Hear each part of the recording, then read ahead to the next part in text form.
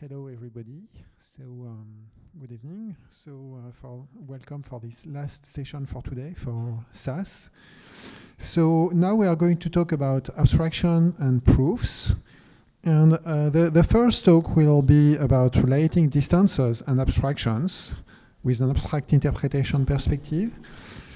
This is research work by Marco Campion, Isabella Mastroeni, and Caterina Sorbonne. And Marco is going to give the talk. And before you start, I would like to congratulate you again for the Radiacuso Award. So please go ahead, Marco. Okay, can you hear me? Yes. Okay, thank you, Isabella, for the presentation. So in this talk, I'm going to present our result about relating distances and abstractions with an abstract interpretation point of view. So I will start by saying that understanding program behavior in computer science is a key challenge, which is quite hard, of course. Why? Because most of program properties that speak about program behavior are undecidable. So we need to approximate. So we need to use approximations. In both, we need to use approximations in both the way we study programs, but also in the way we formalize properties of programs, so hyperproperties. Examples of classic hyperproperties that study the program behavior are non-interference in language-based security, robustness in machine learning, completeness in abstract interpretation, differential privacy, and so on. So broadly speaking, we can define two main paradigms of approximations. So a quantitative approach versus a qualitative approach of approximation.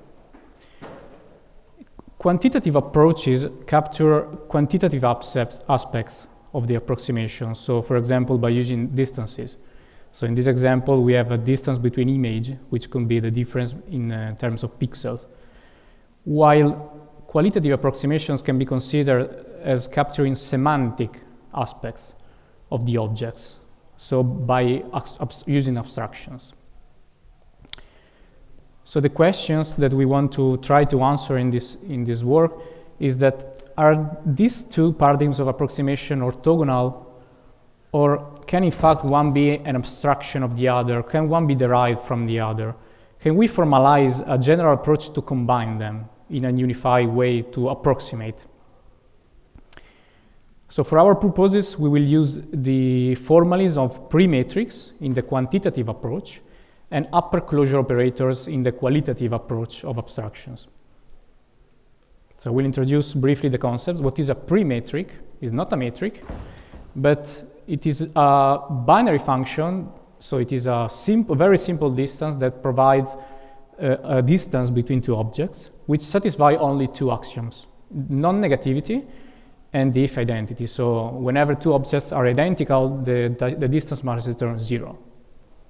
So why they are called pre-matrix? Simply because they are among the weakest type of distances. As soon as this kind of distances satisfy more axioms, such as the symmetry, triangular inequality, etc., we can get other form of distances. So we can get quasi-semi-matrix, semi-matrix, pseudo-matrix, and then matrix, which should be one of the most used distance in the literature. So for example, we have the Euclidean distance, the classical one, which is a metric. Then we have the size distance, which measures the absolute value of the difference in the size of two sets, which each is a pseudo-metric. And if we focus on just sets that comparable sets, then we have actually a quasi-semi-metric. So the key idea is here that depending on what we want to measure with the distance, we can have different properties. And depending on the properties, we can have different results. By qualitative approximation, in our work, we use upper closure operators, so as the abstractions. What is the formal definition of an upper closure operator? It is defined over a partial order set, so it is simply a function over a domain, over a partial order set that is idempotent, extensive, and monotone. Usually, upper closure operators are defined by their fixed point. So the set of all objects such that the operator returns the same object. Why are important upper closure operators? Because they are quite used in abstract interpretation. Simply, they are equivalently defined in another way. So in fact, in abstract interpretation, upper closure operators are Galois insertions. Why? Because if you define a Galois insertion as an abstraction function, as a concretization function, the combination of the two, so if you combine the abstraction and from the concretization, you get an upper closure operator. As an example, we have with the interval abstract domain, where you have the abstraction function and the concretization function over the power set of integers. Then the upper closure operator is defined over the concrete domain, so the power set of integers, and it returns the approximation directly in the concrete domain. Other example, you can define whatever as soon as you are a Galois insertion, you can define the relative upper closure operator as this kind of a combination. So we have from one hand we have the pre-matrix. So here I will represent examples with arrows and weights. So if you have an arrow from x to y, it means with the weight 0, it means that we have a distance 0 between the two objects. And if there is no arrow, then it means that the distance is simply infinite. And on the other hand, we have upper closure operators. What I want to show here is that what we showed in our paper formally is that we have, in fact, upper closure operators can be defined as an abstractions in terms of Galois connections, as an abstraction of pre-matrix. By doing so, we do so by passing through equivalent relations. And in fact, we show that whenever we have pre-matrix that can represent upper closure operators, these pre-matrix are in fact a strict subset. So we call this an upper closure operator matrix. And I will show them later why we need this kind of abstraction process. So I want to show briefly this process from a distance representing a pre-matrix, converting it as an upper closure operator, so as an abstraction. So we start with the domain of pre-matrix. It's just the set of all possible pre-matrix on a domain, which is assume that it is a domain with a partial order.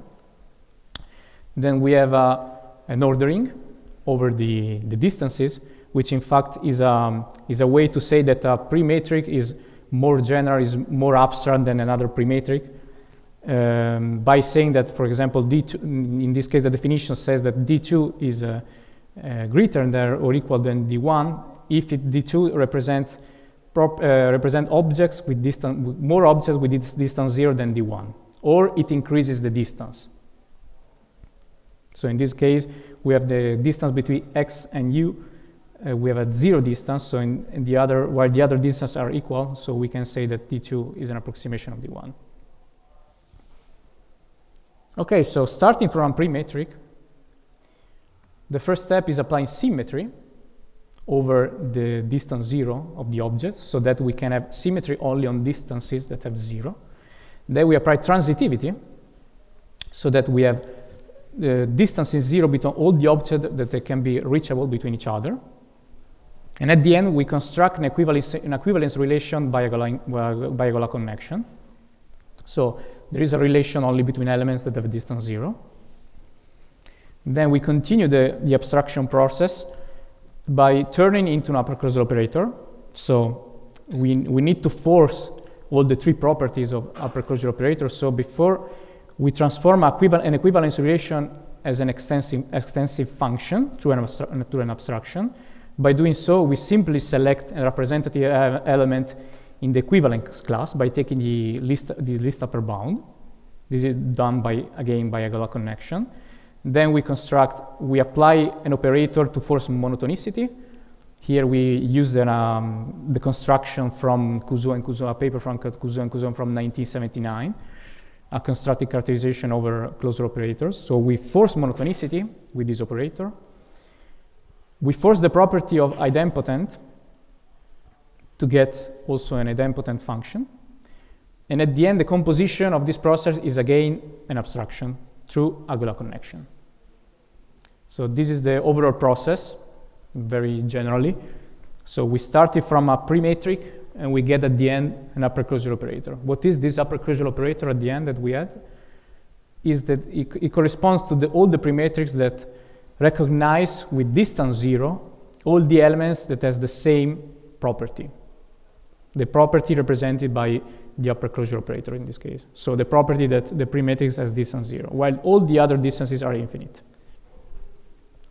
And in this case, we can see that all the abstraction process we get pre-matrix, which are a special kind of pre-matrix, which are in fact a subset of the standard of the pre-matrix where they started.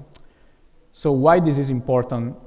Because what we want to do now is doing something that is very related to what we do in abstract interpretation. So in abstract interpretation, we combine abstractions to get a systematic way to define, to abstract the process of something like the behavioral programs, for example. So what we want to do now is combine distances.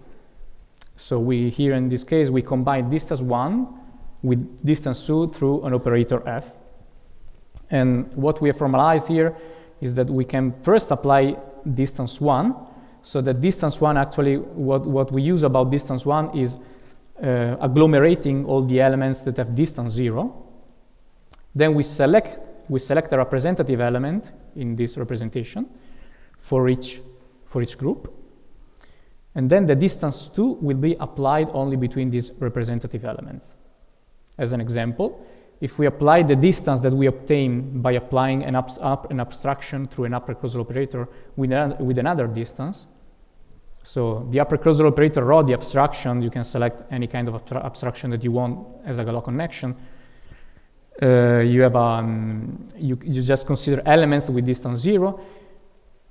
As a representative element, you can take the list upper bound of the class, and then you apply the distance between the representative element. So what you obtain at the end is a distance between the semantic approximation through the distance to the property rho in this case. So as an example of application, something very similar that was applied to non-interference. And it was called abstract non-interference, that it was published in 2018 by Jacobazzi and Mastroeni as abstract non-interference. So in this case, the property says that whenever we have two objects which shares the same property, and here the property is formalized as the upper closure operator eta, then the same property must hold in the output by applying f through another upper closure operator rho. So we have to, there is a form of indistinguishability with the outputs. So this is a parameterized form of non-interference, where the property where we are analyzing are represented by upper closure operators. So we can make this property weaker by considering a partial version where the output property is not simply the equality that we want to observe, but there is a distance between the properties that we are, the output property that we are considering. So as soon as we have looked at, you have used this combination of distances, as soon as we have the same distance, the same zero distance at the inputs, which means that the objects share the same input property, then in order to have a partial abstract non-interference, we must preserve the distance between the semantic approximation. And this distance must be at maximum epsilon in this case. So as a specific instance of this property, new property that we have defined by combining distances, is when we impose a distance 0 in the output. Well, in this case, whenever we are using a distance which is quasi-symmetric in the output, so it means that it is able to recognize this equal elements, then we have that the zero partial abstract non-interference implies non-interference in this case. So we have a coincidence. As another example of the utility of combining this kind of approximations is that we are able to compare with other program properties in the literature. One example was abstract interference. Another example is about the completeness or partial completeness in abstract interpretation. Briefly, what is the partial completeness in abstract interpretation? So whenever we have a program to analyze, so we have a concrete semantics on the left, and an abstract semantics of the program on the right. So completeness is simply the equality between the two results, so between the concrete execution and the abstract execution. What requires instead partial completeness is that the distance between the two results can be also unequal, so could not be the same, but as soon as the distance is at maximum epsilon. So how we compare this property in abstract interpretation with the partial abstract non-interference that we have seen before? Well, we can simply slightly rewrite the property of partial completeness in abstract interpretation in this way, where in fact we are calculating the distance between the concrete execution and this kind of abstract execution, which is called the best scored approximation of the program P over the abstract domain identified by the upper closure operator ρ. And so the final result by comparing the two properties is that whenever we have a proof of epsilon partial abstract non-interference of a program, then this proof in fact tells us more in the abstract interpretation framework. It tells us that the best score approximation of this program will satisfy an epsilon partial completeness property. So this means that the best abstract interpreter that you can build with over the abstract domain ρ, it will have a maximum amount of imprecision determined by epsilon. On the other hand, if we can prove that the best score approximation of our program is epsilon partial complete, then we have also a proof of partial abstract non-interference by an amount of 2 epsilon in this case.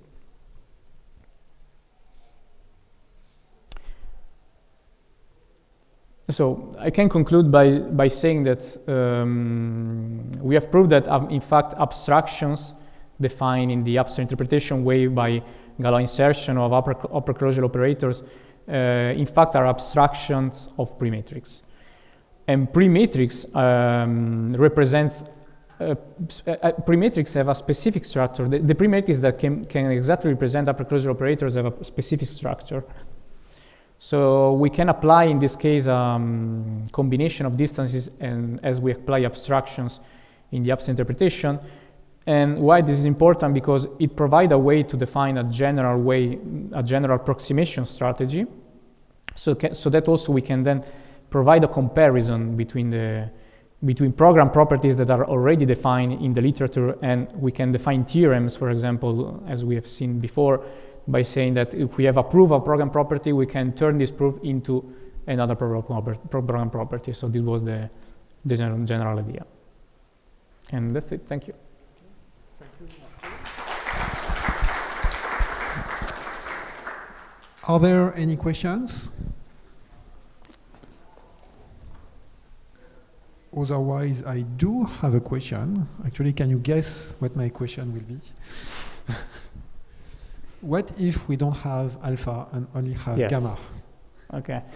Yeah, of course. So not everything is representable as a Galois connection or a Galois insertion. So we choose the Galois connection property because we have so thanks to this strong mathematical framework under the Galois connection, we can derive this way of abstractions.